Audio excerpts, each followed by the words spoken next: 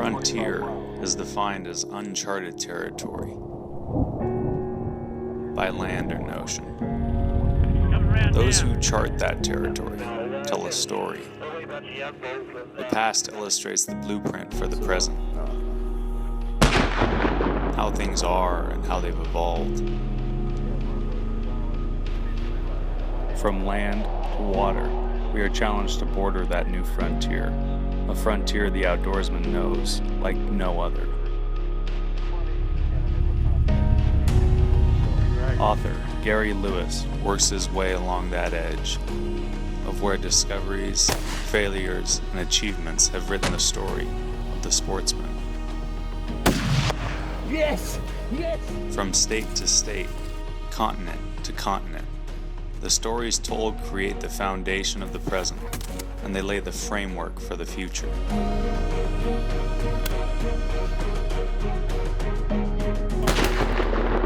Through the muzzle fire and on the stone are stories from the edge. Water is the most important thing as far as Indians are concerned, 'cause that's life. The past is written, the present is here, and this is Frontier Unlimited.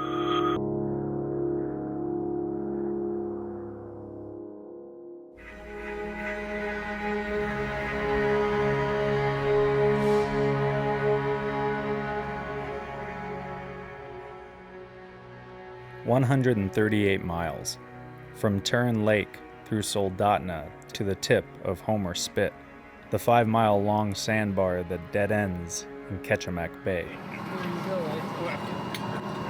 They might have a few nice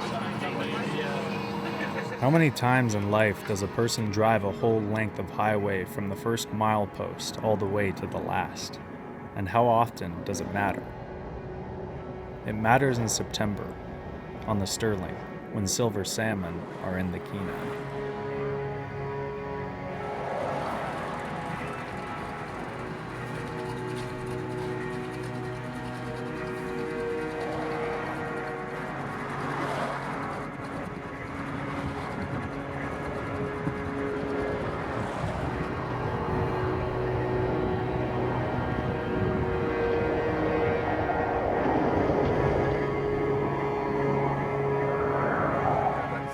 There were 9 in the party, all from Oregon, and to make sure they had a chance to strike silver, Lewis acted on a tip and called Corey Hetrick of Chugach Backcountry Fishing. Lewis said he'd need 3 boats, but what he didn't say is he wanted to fish higher on the Kenai, and he wanted to cast silver-bladed spinners at the aggressive ones. Cast to any school of coho, and maybe 1 or 2 will turn toward the flash and the pulse and the rhythmic thump of the blade. Often, one will follow, and another will streak up from below to hammer the intruder.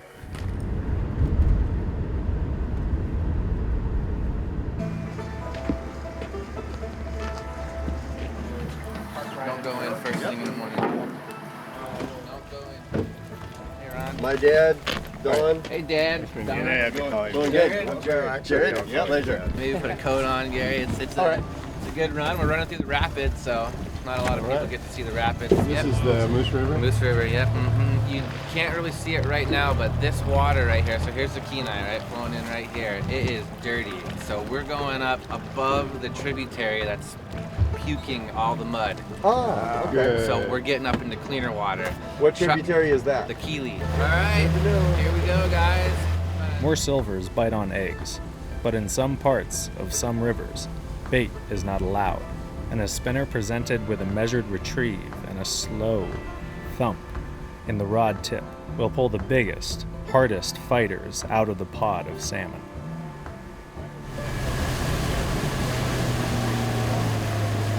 We're always casting towards the shore. Slow retrieve. You want to cast a little bit upstream in this fast current. That way it gives your lure time to kind of sink down.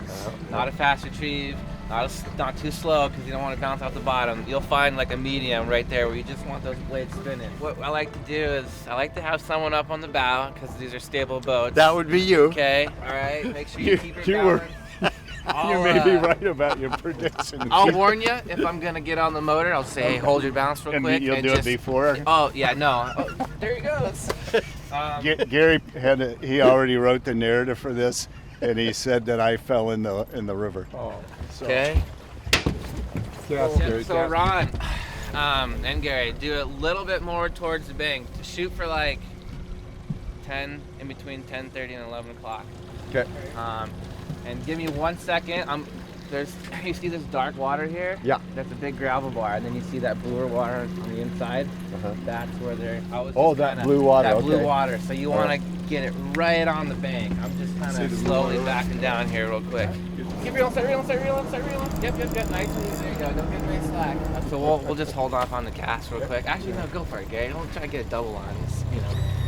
There's always a good bite for silvers in the morning. That's why we come out early, and then usually later on the day, when the sun comes up, it quiets down big time. Got him. We'll try and get pretty strong stuff.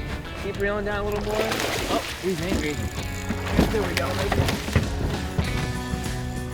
This might be bigger. So Ron, go ahead and like pull up real quick, a little higher. Oh yeah! Nice fish. Okay, watch out here real quick. Man. That is a beautiful fish. Whoa! So we'll get situated again, and we'll go back up and kind of make it coordinated.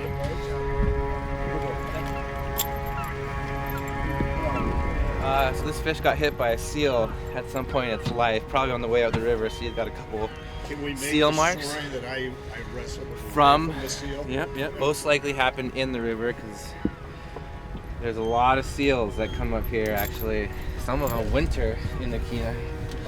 All right, got that? So spinner fishing is one of my favorite things, Okay. and so I was just so happy when I saw you had spinners on the boat. Well, that's why, it's more fun throwing hardware. I've been doing the whole quick fish thing all August. Oh, and yeah. It's just like, you sit there, they bite it, and you reel it in. We're spinners, you're active, you're moving.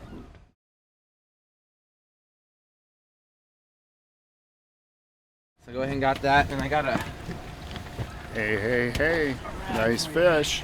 Caught this one on a spinner, Blue Fox spinner, blue fox. and it was a Blue Fox spinner, number 4. Cranking it in slow, where that blade is just thump. Yep, there's a pot of them in there right now, and it's been quiet all morning. They haven't seen anything yet, so hopefully there's some more biters in there. I see the other boat. Aaron's got a fish on too, way up there. Okay, All right. I got it. Yeah. Thank you. Pop the gilt, takes all the blood out of the meat.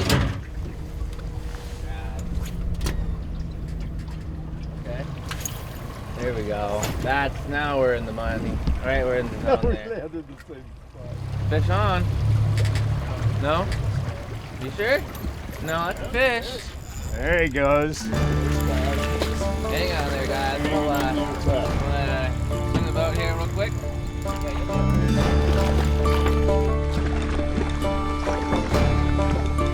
That's a good chromer right there. They took the first 2 fish from the top of the run, then pulled the third from the midsection, tempting the aggressive biters from the pack. Sorry.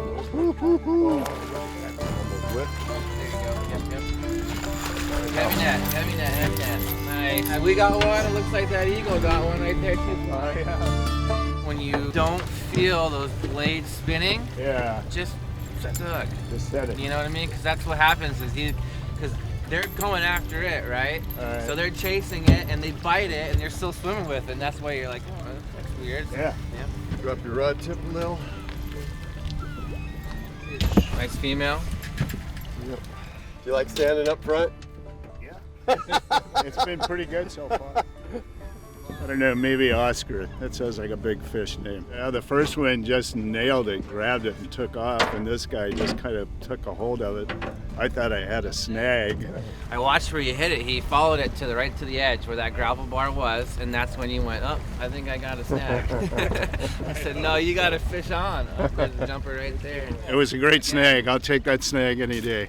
Man, we have found some biters, and we're fishing spinners, and this is one of my favorite techniques. I didn't know we were going to be doing that today, but yeah, I love it.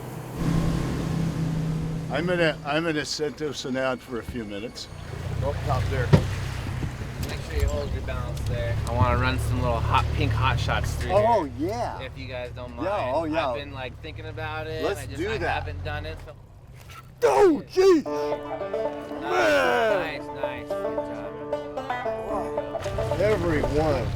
They're still bright. You know, here in another 2 weeks, they're gonna start turning colors, and you know, we want them while they're nice and fresh. He just hammered it. He did.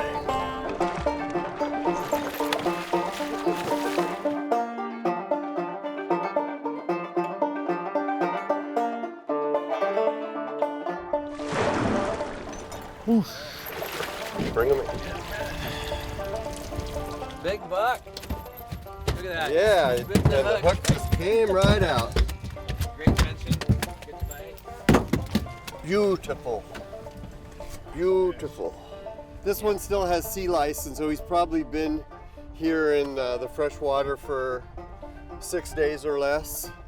And that stuff will start falling off when they come into fresh water. We're just now kind of coming right down into the sweet spot. There we go. Am I under him? Yep. Oh, I am There you under go. him. You should be all right. I got a fish. Yeah. This is 3, and we've only been fishing for about 20 minutes.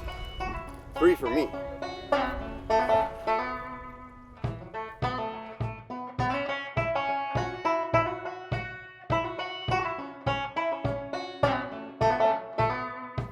Here come! Excellent, beautiful fish. Coho are my favorite salmon. That's why we come to Soldotna in September. That's what they look like with our favorite lipstick. Oh, that would be my limit.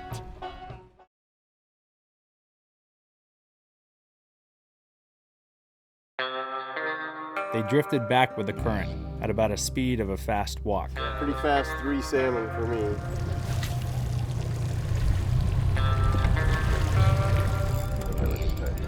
That's what you're doing wrong right there. Whoa! This is a fish. That's a little one, yeah. This guy is strong. Look at him. He's a small one, but I think you'll like him.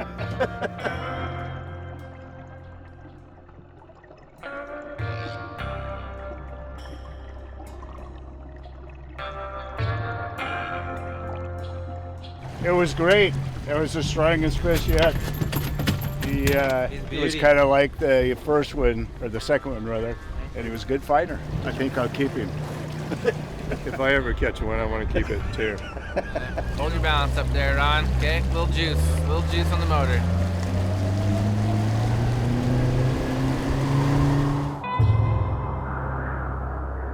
Yeah, did you want some advice? Was that what you were hoping for? This is our opportunity to be really good. If you haven't caught a fish, everybody tells you what to do. Hold them. I've got rod holders, but it's more fun to, unless you want to put them in a rod holder.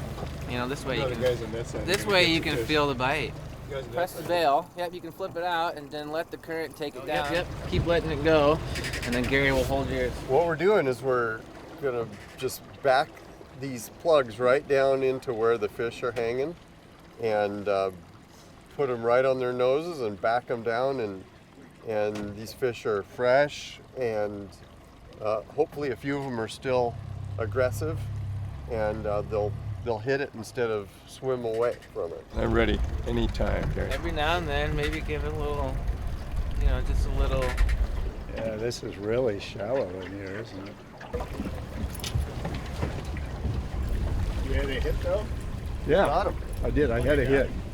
I felt like I had a hit at the same time. After Balash and Lewis had 2, Lewis rigged a rod with a metallic pink Tiger hotshot. It was a matter of a couple of passes through the same tight spot to find another biter. Silvers swim up here all the way through December. And we catch them up here in March and April when we're fishing for trout. You'll always see 5 or 6 fish left, so they come up to Kenai real late in the season. Thank you. You're welcome. Let's go cast some spinners somewhere else, huh? Yeah. We'll leave those fish alone. Yeah.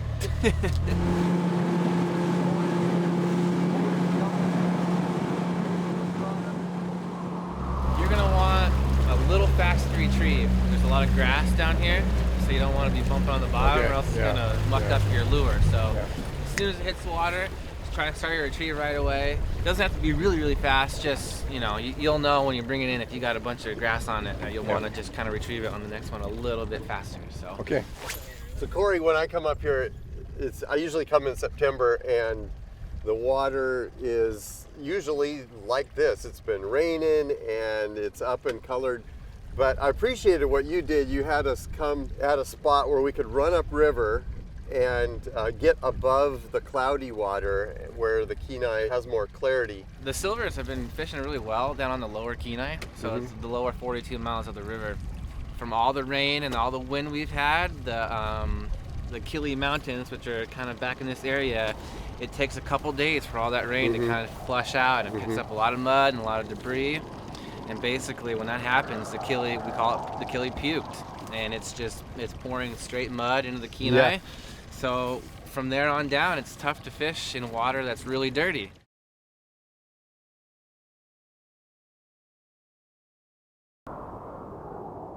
Luckily, later on in the season, a lot of silvers are starting to kind of stack up here and getting ready to spawn. So basically, you know, when people want silvers, we try and take them to the best spot. You know, the lower Kenai, what we do is we sit on anchor and you throw out a quick fish wrapped with a sardine and you wait for them to come to you. Up here, it's a little nicer because we try and go find them. So you get to see more of the river, you get to spend more time actually casting. You're not just sitting there waiting for one to bite. So it makes it a little bit more enjoyable. It's more of a fishing experience for most people, you know, so it's nice up here. Yeah, good run. Yeah, he came right out. It looked just like a fish. Smell. Yep. He's getting angry. Splashing the boat. Yeah, so this is one that's kind of been in the river for just a little bit longer than some of the other ones. You know, you can see it's a little bit more copper colored. Yeah. Yep. Fish on the deck. Nice male. Male's kind of got this nice little kite on the front of their nose, little hook. Go ahead and throw this in the box here. Starting to stack up in there. Caught that on a blue fox. Kind of a chipped up blue fox. These guys have swam up 50 miles already and they're dying bright, but most of these fish I'm sure came in within the past week that are up here. Second run fish start coming in late August is when we start seeing some of the bigger second run fish come in. The first runners are a little smaller, you know, like 5 to 8 pounds, and they'll start coming in end of July.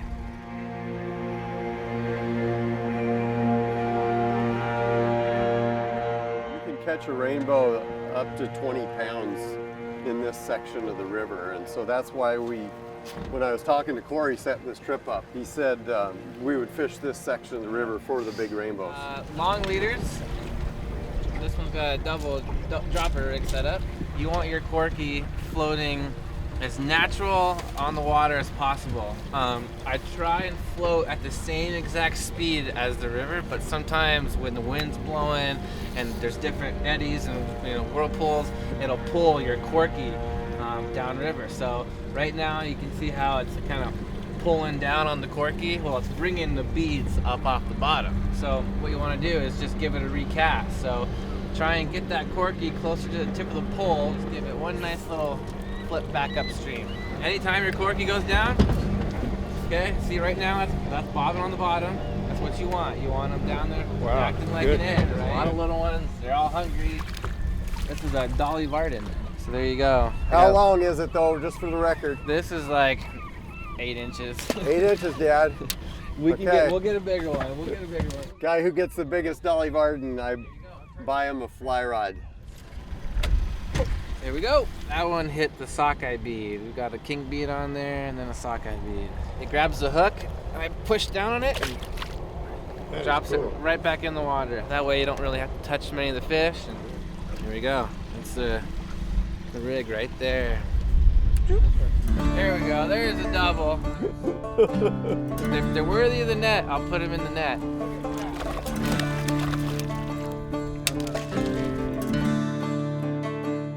I was looking at your... That's nice, Dad.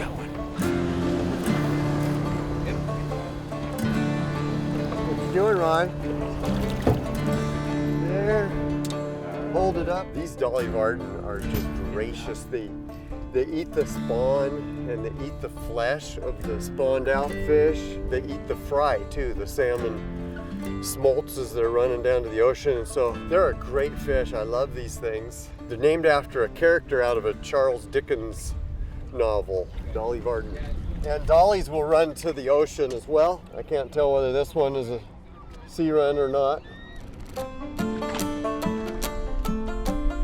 The crew drifted the flats with beads and flies and indicators. The trout ranged from well-fed 10 inches up to 19 inches. The best thing a traveling angler can do is to stop at the nearest fly shop or sporting goods store and pick the brain of a trout angler behind the counter. What worked in July might not produce in August or September, and by October, the fish look for silver spawn. The streams that feed the Kenai or pour into Cook Inlet all offer opportunities for prospecting for silvers or chasing down rainbows. How many times in life does a person drive a whole length of highway from the first milepost all the way to the last? And how often does it matter? It matters in September, on the Sterling, when silver salmon are in the Kenai.